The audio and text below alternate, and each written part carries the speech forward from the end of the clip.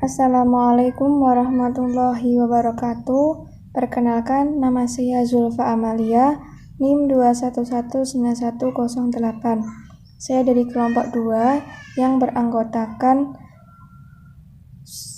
Puput Handika Aprilia dengan NIM 2119182, Umi Fitriah dengan NIM 2119217, Rofikoh dengan NIM 2119354. Di sini kelompok kami akan membahas tentang landasan pendidikan dan komponen pendidikan. Landasan pendidikan secara bahasa, landasan berarti tumpuan, dasar, atau alas. Oleh karena itu, landasan merupakan tempat bertumbuh titik tolak dan pijakan dasar. Titik tolak dan pijakan dasar ini mempunyai sifat material dan konseptual. Berdasarkan sumber perolehannya, landasan pendidikan dapat dijadikan menjadi beberapa jenis. 1. Landasan religius. Landasan ini yaitu asumsi-asumsi yang bersumber dari religi atau agama yang menjadi titik tolak dalam rangka praktik pendidikan atau studi pendidikan. Landasan ini berpandangan bahwa agama merupakan landasan utama pendidikan.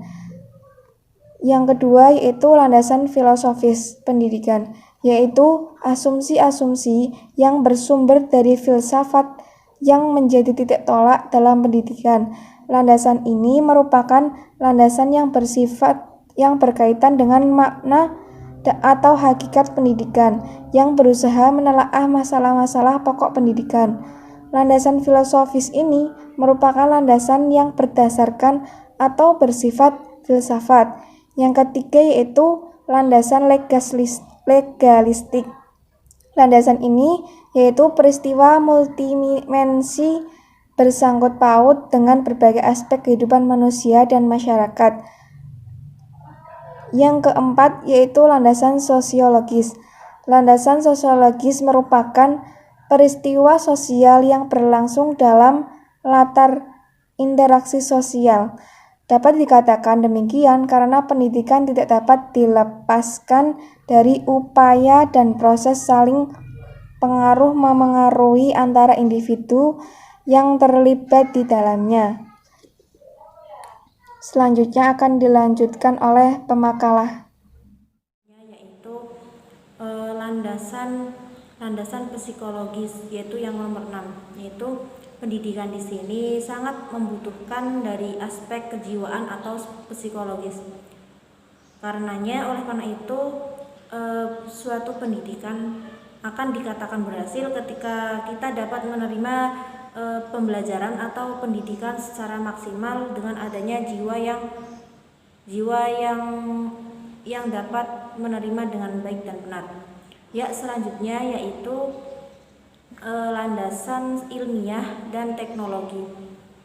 Pendidikan akan berkaitan sekali dengan ilmu pengetahuan dan teknologi.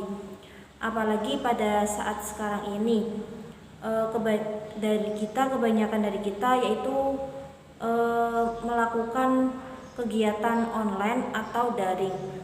Semacam kegiatan ini sangat membutuhkan ilmu pengetahuan dan teknologi yang sangat memadai atau yang terjangkau yang dapat kita akses, seperti Google Meet, Google Zoom, Gmail, Learning, Google Form, dan yang lainnya.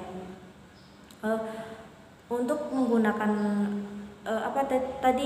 aplikasi tadi, kita bisa menggunakan tersebut untuk sebagai membantu kegiatan pembelajaran kita. Selanjutnya yaitu yang ke-8 yaitu landasan ekonomi. Biasanya sebuah instansi bekerja sama dengan para usahawan untuk menyukseskan kerjasama mereka, yaitu kan dalam melakukan rutinitas atau kegiatan sehari-hari, kita kan pasti dituntut untuk bisa jual beli atau transaksi secara baik dan benar. Dan juga manusia merupakan makhluk sosial yang tidak bisa lepas dari namanya yang kegiatan ekonomi. Ya, yang terakhir yaitu yang ke-9 yaitu landasan historis. Sejarah yaitu kegiatan masa lampau yang terjadi dengan berbagai aspek tertentu. Ya, dalam landasan historis ini dapat kita jadikan sebagai tolak ukur suatu keberhasilan kegiatan. Assalamualaikum warahmatullahi wabarakatuh. Saya Rofiqoh NIM 2119354 akan menjelaskan tentang asas-asas pendidikan. Landasan dan asas dapat dikatakan mempunyai makna yang hampir bersamaan. Meskipun demikian, dapat dikatakan bahwa landasan pendidikan lebih menekankan kepada kajian kritis terhadap kaidah-kaidah dan kenyataan tentang kebijakan dan praktik pendidikan bagi upaya mengembangkan kebijakan dan praktik pendidikan berikutnya. Nah, asas-asas pendidikan ini ada 2, yaitu asas Tutpuri Handayani dan asas belajar sepanjang hayat.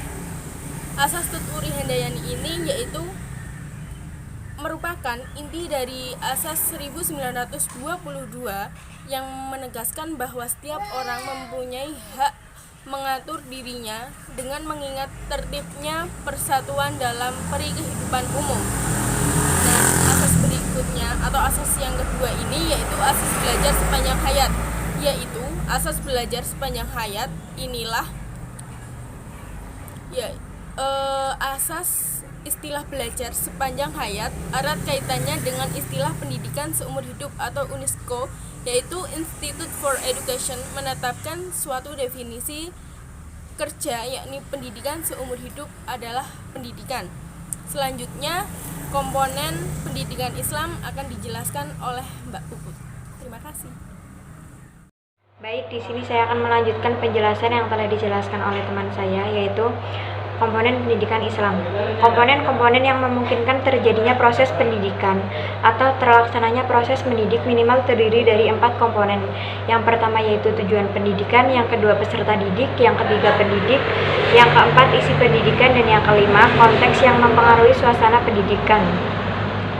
Selanjutnya yaitu komponen-komponen pendidikan. Yang pertama, tujuan pendidikan.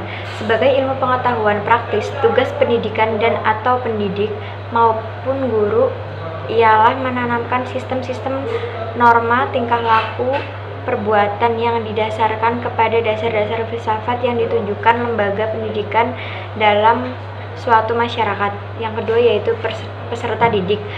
Sehubungan dengan persoalan anak didik di sekolah, Armstrong mengemukakan beberapa persoalan anak didik yang harus dipertimbangkan dalam pendidikan. Yang ketiga yaitu pendidikan. Salah satu komponen penting dalam pendidikan adalah pendidik. Terdapat beberapa jenis pendidik dalam konsep pendidikan sebagai gejala kebudayaan.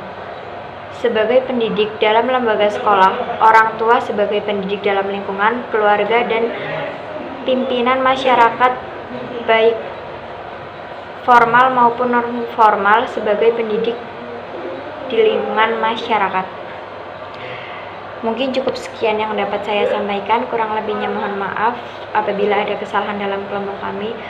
Wassalamualaikum warahmatullahi wabarakatuh.